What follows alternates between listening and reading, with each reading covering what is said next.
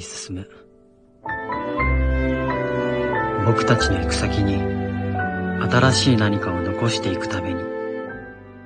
रीनू की खुशी भरी जिंदगी गम में बदल चुकी है। ग्रैंडपा उसका ख्याल रख रहे हैं, पर रीनू के आंसू पानी की तरह बह रहे हैं क्योंकि उसकी बीमारी खतरनाक है। उसने स्कूल जाना भी छोड़ दिया है। उसे क्लास में ना देख कीर्तानी भी दुखी फील करता है। शायद वो नहीं जानता कि रीनू पे क्या बीत रही है। उसी शाम वो रीनू से मिलने जाता है। जैसे ही रीनू की नज़र अपने बॉयफ्रेंड पे पड़ती है, वो फ़ौरन से जाके उससे गले मिलके रोने लगती है और उससे कहती है कि मेरी बीमारी लाइलाज है। 1 लाख लोगों में से ये बीमारी किसी एक को होती है। जल्द ही मेरे हाथ पाँव काम करना छोड़ देंगे, ना मैं चल पाऊंगी ना ही हिल पाऊंगी। कीर्तानी उससे कहता है कि चाहे जो भी हो मैं तुम्हारे साथ हूँ, मैं तुम्हें प्रोटेक्ट करता रहूँगा, हम मिल के इसको फेस करेंगे।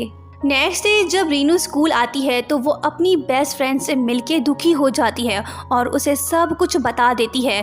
कीर्तानी दूर से सब कुछ देख रहा होता है, वो दुखी होता है। वो वहाँ से भाग के एक शांत जगह जाता है और ज़ोर ज़ोर से चिल्लाने लगता है। वो खूब रोता है। उसे दुख इस बात का है कि उसने जिस लड़की से सच्चा प्यार किया वो जल्द ही उससे दूर जाने वाली है। ये बात जान के कोई भी इंसान दुखी तो होगा। यही कुछ कीर्तानी के साथ भी हो रहा है। उसके बाद हम देखते हैं कि कीर्तानी रीनू के साथ ज़्यादा टाइम स्पेंड करने लगता है ताकि वो अकेली फील ना करे। दोनों खुश तो लग रहे हैं, लेकिन पता सबको है कि आगे क्या होने वाला है। नेक्स्ट डे हम कीर्तानी को फेंसिंग टूर्नामेंट में देखते हैं। आज उसका इम्पॉर्टेंट मैच है। रीनू भी वहीं पे मौजूद है, उसे सपोर्ट करने आई है। जब वो वॉशरूम जा रही होती है तो तभी वो नीचे गिर पड़ती है। उसकी फ्रेंड को एहसास होता है कि रीनू ने देर कर दी है। वो उसे तलाश करने लगती है। जब वो उसके पास पहुंचती है तो रीनू चीख के उससे कहती है कि मेरे पास मत आओ, मेरे कपड़े ख़राब हो गए हैं। ये बोल के वो रोने लगती है।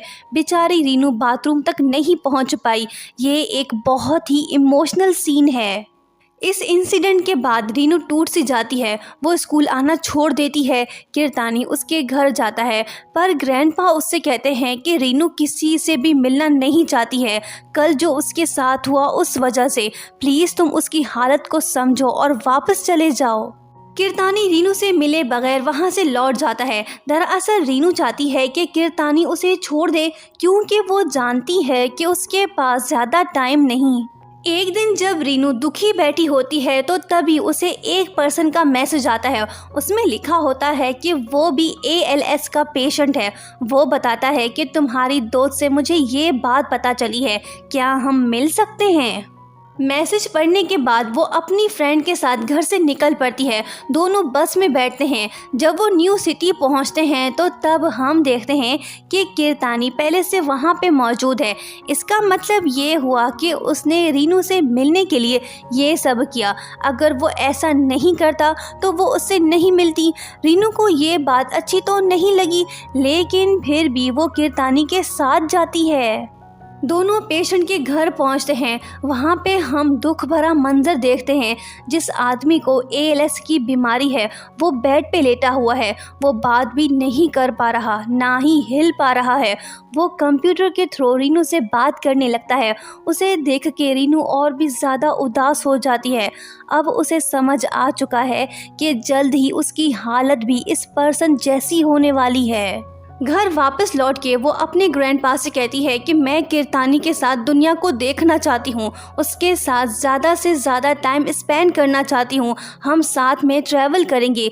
ये सुन के ग्रैंडपा परेशान होते हैं और उसे समझाने लगते हैं, पर वो उससे कहती है कि मैं उसके साथ जाना चाहती हूँ, इससे पहले कि मेरे हाथ पैर जवाब दे जाएं। मैं आखिरी पल अपने प्यार के साथ बिताना चाहती हूँ। प्लीज़ ग्रैंडपा आप मुझे जाने दें, रोके मत। ग्रैंडपा से परमिशन मिलते ही रीनू कीर्तानी के साथ नए सफ़र पे निकल पड़ती है। दोनों टोक्यो सिटी जाते हैं। सारा दिन वो दोनों खूब इंजॉय करते हैं। रीनू सोचती है कि ये लम्हात मैं फिर कभी नहीं जी पाऊंगी। उसी रात वो कीर्तानी से कहती है कि मैं स्टार्स को देखना चाहती हूँ। बातें करते करते वो दुखी हो जाती है और वो कीर्तानी से कहती है कि मैं घर वापस नहीं जाना चाहती हूँ, मैं चाहती हूँ कि तुम्हारे साथ और भी टाइम स्पेंड करूँ। नेक्स्ट डे हम देखते हैं कि कीर्तानी और रीनू कहीं दूर जा रहे हैं। वो दोनों माउंटेन्स के ऊपर जाना चाहते हैं ताकि वो स्टार्स को देख पाए। रीनू की विश पूरी हो गई है। वो कीर्तानी को थैंक्स बोलती है और उससे कहती है कि मुझे इस बात की खुशी है कि तुम मेरे साथ हो। नेक्स्ट डे कीर्तानी रीनू को स्कूल ले जाता है ताकि रीनू अपने क्लासमेट्स को सच बता सके और वो सब कुछ बताने के बाद उनसे कहती है कि आप सब मेरे बिहेवियर से परेशान हो सकते हो, इसलिए मैं माफ़ी चाहती हूँ। मेरी आखिरी ख्वाहिश ये है कि मैं आप सब के साथ ग्रेजुएट हूँ, प्लीज़ मेरी हेल्प करें।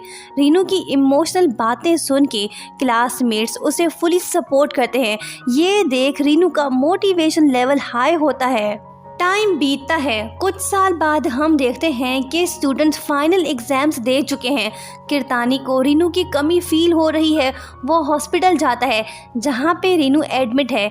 ग्रैंडपा कीर्तानी को थैंक्स बोलते हैं और कहते हैं कि फाइनली रीनू ने ग्रेजुएशन कंप्लीट कर लिया है। नेक्स्ट डे कीर्तानी रीनू को व्हील चेयर पे स्कूल ले जाता है। यहाँ पे हम देखते हैं कि रीनू की बॉडी कोई मूवमेंट नहीं कर रही है, वो सिर्फ बात ही कर पा रही है। वो पूछती है कि तुम मुझे कहाँ ले जा रहे हो।